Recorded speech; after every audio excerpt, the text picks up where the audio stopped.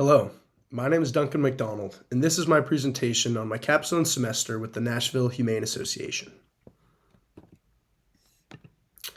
On a Saturday evening at the Hilton on Broadway, I walked through the doors of the Unleashed Dinner with Your Dog event, not entirely sure what I was there to do yet. Within minutes, I had a staff tag around my neck and was sitting at the check-in table greeting guests, people and their pets, dressed in the most elaborate, themed outfits I had never seen before.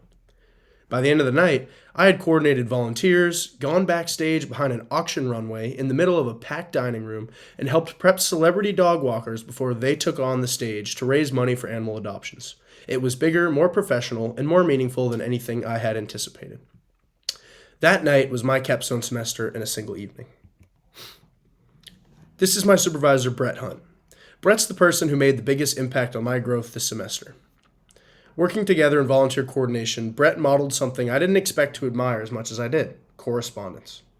Watching him manage a constant flow of messages between staff, volunteers, and leadership with patience and precision showed me what professional communication actually looks like in practice. I came in thinking the glamorous parts of nonprofit work would teach me the most. It turned out the most transferable skill I'm leaving with is the discipline to communicate clearly, consistently, and with care. My capstone contribution was designing the Kids Corner, an interactive educational space for children visiting the Nashville Humane Association. What human-centered design taught me is that the first version of an idea is just a starting point. My early blueprints looked nothing like the final plan, and that wasn't a failure. That's the process working. I now approach problems differently. I look for solutions that are malleable by nature.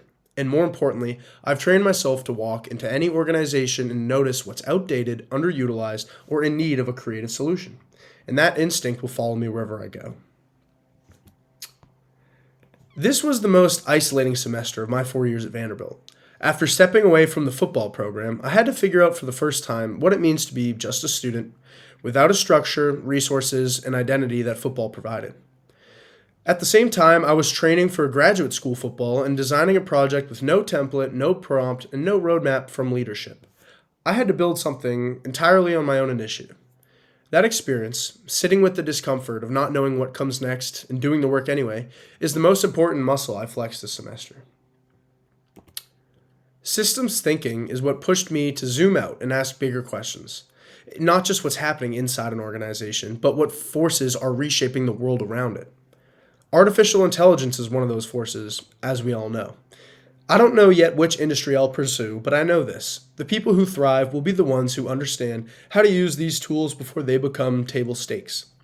AI will unlock new industries and dismantle others simultaneously. This capstone semester taught me to see those kinds of shifts coming and to design solutions with enough flexibility to move with them.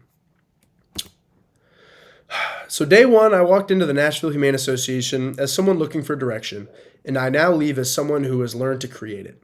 I know how to spot a problem worth solving. I know how to communicate across a team. I know how to build something from scratch when no one hands you a blueprint. And I know that the most important professional skill I can develop is adaptability.